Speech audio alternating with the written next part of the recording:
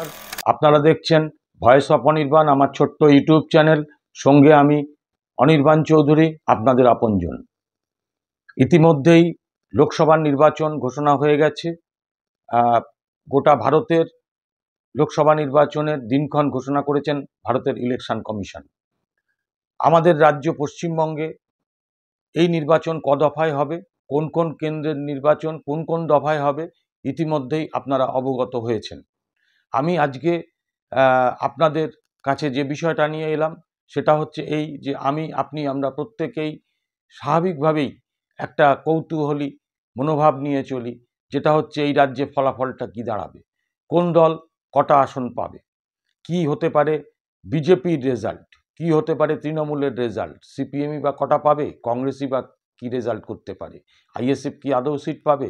এইসব নিয়ে আমাদের মধ্যে নানান প্রশ্ন মনের মধ্যে আনাগোনা করছে। চায়ের দোকান থেকে শুরু করে রাস্তাঘাট সর্বত্র একটা আলোচনা চলছে।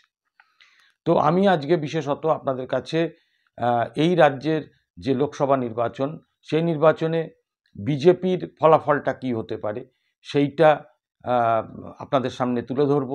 তবে তার আগে একটা ছোট্ট অনুরোধ, যে এখনো পর্যন্ত যারা আমার এই ছোট্ট ইউটিউব চ্যানেলটাকে সাবস্ক্রাইব করেননি, আপনারা অনুগ্রহ করে একটু সাবস্ক্রাইব করে দেবেন এবং পাশের বেল আইকনটাকে প্রেস করে দেবেন। আপনারা শক্তি এবং সাহস দিলে আমরা আগামী দিনে আরও এগোতে পারব। তো আপনারা জানেন একটি পরিচিত নাম পিকে, প্রশান্ত কিশোর, ভোট কুশলী। পশ্চিম বাংলায় তৃণমূল কংগ্রেসের হয়ে তিনি ভোট কুশলীর কাজ করেছেন। গোটা পশ্চিমবঙ্গের মাটি তার হাতের তালুর মধ্যে রয়েছে। তিনি অনায়াসেই সেসব ব্যাপারে বলে দিতে পারেন ফলাফল কি হতে পারে। আপনাদের মনে আছে গত 2021 সালের বিধানসভা নির্বাচনের সময়, সে সময় যখন বিজেপি ঘোষণা করেছিল যে তারা এই রাজ্যে 200টার বেশি আসন পাবে, একমাত্র প্রশান্ত কিশোর এই পিকেই পরিষ্কার বলে দিয়েছিলেন যে বিজেপি এই রাজ্যে ডবল ডিজিট ক্রস করতে পারবে না। এবং সত্যি সত্যি ফলাফলের ঘোষণার পরে আমরা যেটা প্রত্যক্ষ করলাম যে বিজেপি 77টা আসনে আটকে গেল। সেই প্রশান্ত কিশোরকে আমরা অত্যন্ত গুরুত্ব দিই এবং তিনি অতিশয় অভিজ্ঞতা সম্পন্ন। তিনি পশ্চিমবঙ্গের এই সামনের যে আসন্ন যে লোকসভা নির্বাচন, সেই নির্বাচনে বিজেপির কি ফলাফল হতে পারে সেই ব্যাপারে গত দুদিন আগে টাইমস নাও, একটি জনপ্রিয় টিভি চ্যানেল, সেই টিভি চ্যানেলে সঞ্চালিকা তাকে যখন প্রশ্ন করেছিলেন, তার উত্তরে তিনি কি বললেন আগে একটু শুনে নিন। बंगाल में 18 सीट्स पिछले चुनाव में, लोकसभा चुनाव में बीजेपी को मिली थी। बंगाल आपने बहुत नजदीक से देखा है, काफी काम किया है। इस बार ग्राउंड सिचुएशन क्या है, खास करके संदेश खाली का जो मुद्दा उठा है वो तृणमूल कांग्रेस को नुकसान करेगा, बीजेपी को क्या देखिए, मैं बंगाल में अभी जमीन पे नहीं हूं, मैं फर्स्ट हैंड मेरा कोई एक्सपीरियंस नहीं है, लेकिन संदेश खाली जैसे जब भी मुद्दे आते हैं तो no matter what you claim, जो रूलिंग पार्टी है उसको उसका नुकसान होगा ही होगा। बट संदेश खाली विथ और without Sandeshkhali, BJP has been on upsurge in Bengal. Make no mistake, lot of people sitting in Delhi they think कि बंगाल में तो बीजेपी खत्म हो गई।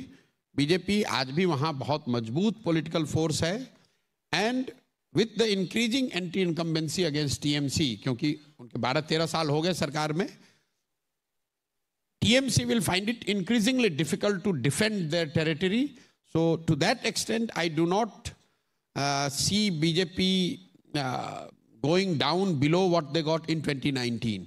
तो विधानसभा के मुकाबले बीजेपी बहुत अच्छा परफॉर्मेंस लोकसभा में पश्चिम बंगाल में कर सकती है, and that will come as a surprise to many people in Delhi who are thinking कि बीजेपी बंगाल में खत्म हो गई है या बहुत कमजोर हो गई है। मुझे ऐसा लगता है कि लोकसभा में बीजेपी को बंगाल में अच्छे नंबर, बहुत अच्छे नंबर। আপনারা শুনলেন প্রশান্ত কিশোর আমাদের রাজ্য পশ্চিমবঙ্গ সম্পর্কে পরিষ্কার বলছেন যে এখানে বিজেপি সংগঠন অত্যন্ত মজবুত। দিল্লি থেকে কেউ কেউ মনে করতে পারেন যে পশ্চিমবঙ্গে বিজেপি ফিনিশ, কিন্তু তা নয়। বিজেপি সংগঠন অত্যন্ত মজবুত হয়েছে এবং বিজেপি এই রাজ্যে গত লোকসভা নির্বাচনে অর্থাৎ 19 সালের লোকসভা নির্বাচনে যা আসন পেয়েছিলেন তার থেকে তারা এবারে বেশি আসন পাবেন।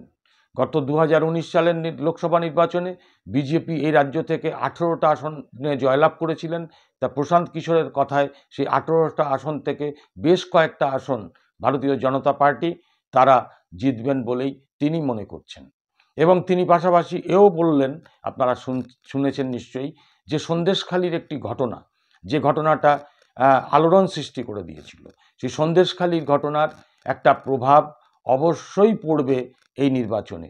দুর্নীতি তো আছেই, সেগুলো আমরা জানি, এইসব তো একটা ফ্যাক্টর আছেই, কিন্তু এই সন্দেশখালির বিষয় তিনি কিন্তু পরিষ্কার করে তার অভিমত জানিয়েছেন। যাই হোক, আমরাও তাকিয়ে আছি সেই দিকে, আমরাও নির্বাচনী পর্যালোচনা করব। নির্বাচন শুরু হলে কেন্দ্রভিত্তিক আমরা নির্বাচনী ফলাফল বিশ্লেষণ করব, আপনাদেরকে জানাবো কোন কেন্দ্রে কি হতে পারে, আমরা সেদিকে নজর রাখছি। আপনারাও ভয়েস অফ অনির্বাণের দিকে নজর রাখুন, আমরা আপনাদের সামনে টাটকা খবর তুলে ধরব। নমস্কার।